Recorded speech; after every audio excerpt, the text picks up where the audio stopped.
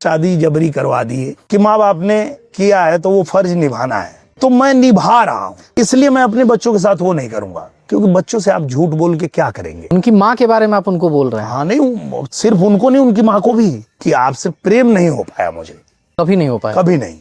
हाँ वो फर्ज है कि माँ बाप ने किया है तो वो फर्ज निभाना है। होता ना जीवन साथी वो हो जिसको प्रेम करें। पिताजी मेरे ये वीडियो जो है ये बीजेपी के सांसद हैं ये निरहुआ जी।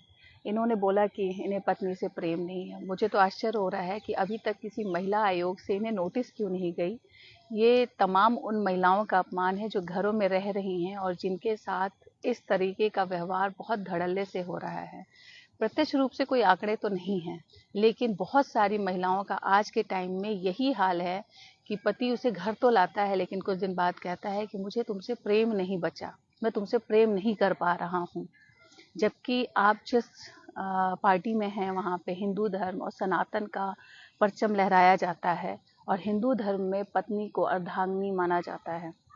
एक बार पाणी ग्रहण कर लिया जाता है तो 7 जन्मों का बंधन माना जाता है।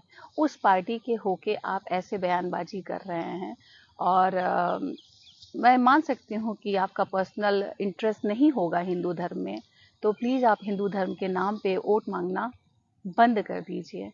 ये आंकड़े तो नहीं हैं, कभी नहीं प्रस्तुत किए गए, लेकिन ये बड़ा एक ट्रेंड सा चल रहा है। जो बड़े पदों पे बैठे हुए हैं, चाहे नेता हों चाहे अधिकारी हों, वो घर वालों के कहने पे या दहेज लेके या किसी से शादी कर लेते हैं, फिर ऑटोमेटिकली मतलब कि एक प्रोसेस में बच्चे पैदा कर लेते हैं और फिर कुछ दिन बाद उनको रियलाइज़ होता है कि मुझे पत्नी से तो प्रेम ही नहीं है। आज की पीढ़ी तो फिर भी लड़कियां पढ़ी लिखी हैं, लेकिन आज से पहले वाली जो पीढ़ी थी वो पढ़ी लिखी नहीं थी, पूर्णतः अपने पति पर निर्भर थी। जैसे ये मंशा यादव निरहुआ की पत्नी अपने पति पर निर्भर हैं, तो ये इसीलिए आसानी से कह पा रहे हैं कि वो मेरी जिम्मेदारी है, मैं बोझ की तरह रखे हुए हूँ। लानत है ऐसी पार्टी पे। हालांकि इनके गुरुजी भी यही किए हैं, अपनी पत्नी को छोड़ दिए हैं और मोस्टली रेपिस्ट संसद में भरे हुए हैं, जहाँ पे महिलाओं का कोई सम्मान नहीं होता है। इसीलिए ये लोग ऐसे पब्लिक में आके बयानबाजी करते हैं और पुरुषों को इन्हीं लोगों से ये बल मिलता है कि जब देश का मुखिया पत्नी छोड़ सकता है, जो सांसद बैठा हुआ है वो ये कह सकता है कि पत्नी को रखा हूँ लेकिन प्रेम नहीं करता हूँ, मैं कई लोगों से इसीलिए प्रेम कर सकता हूँ, अय्याशी कर सकता हूँ, एफसीन फाइल में नाम ला सकता हूँ क्योंकि पत्नी से मैं प्रेम नहीं करता हूँ।